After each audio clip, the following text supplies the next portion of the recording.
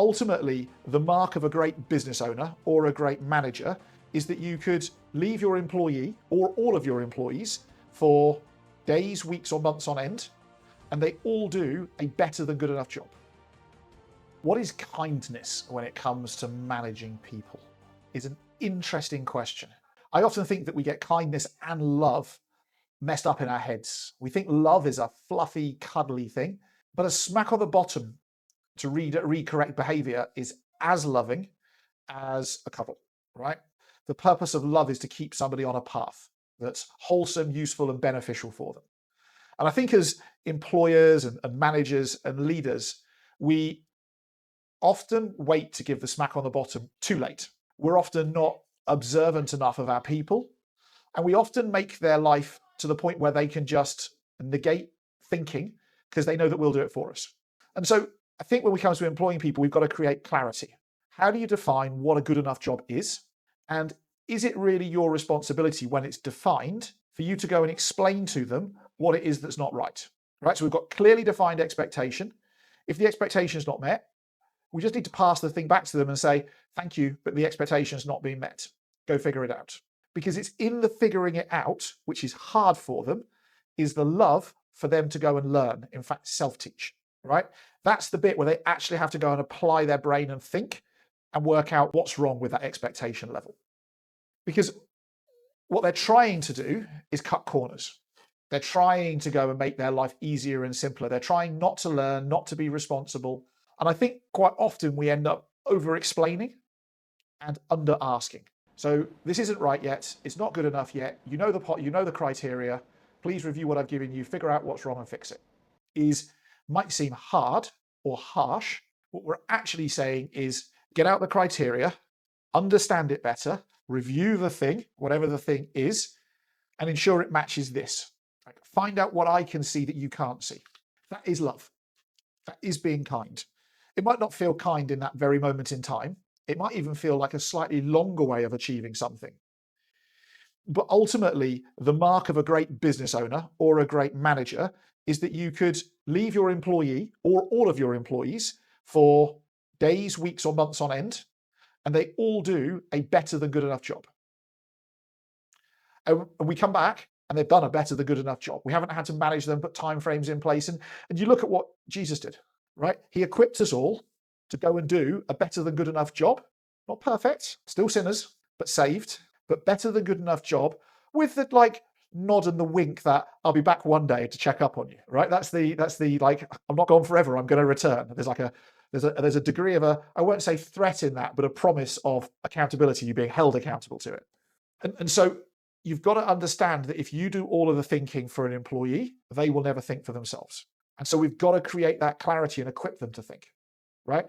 And remember that them being frustrated is part of their learning journey. They will, how are they supposed to level up if they don't learn? Because learning isn't a thing that happens on a course or on a program. You can learn everything you want to on earth pretty much now from ChatGPT and YouTube.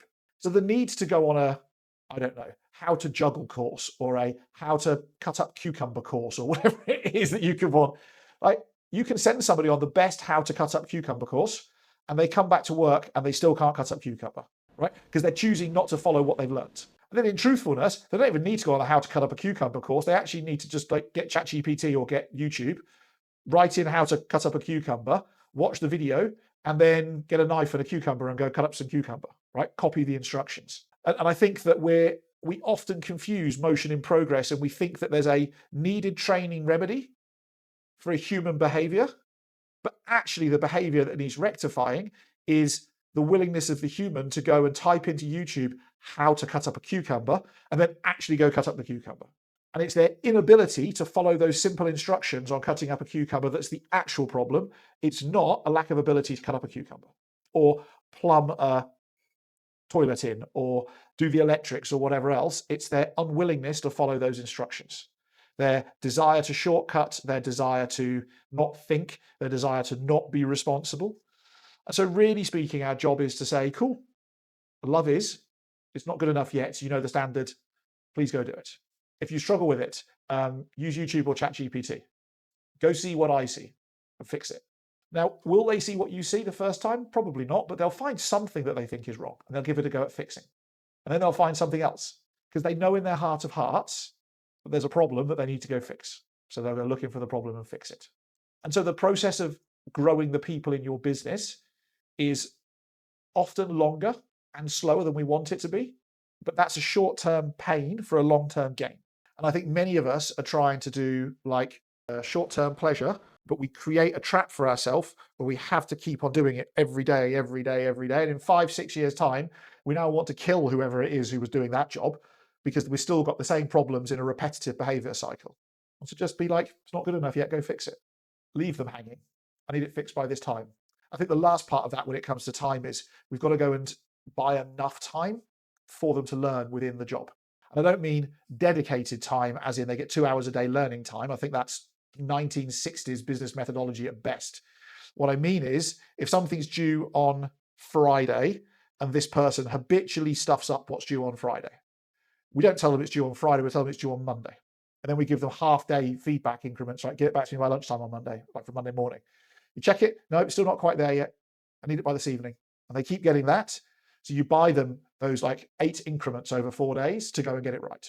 That eventually will get a highly competent, highly thinking, highly capable employee who presents you with less problems, or maybe starts to actually move the needle forward for themselves because now they've fully understood what it is that you're looking for in them.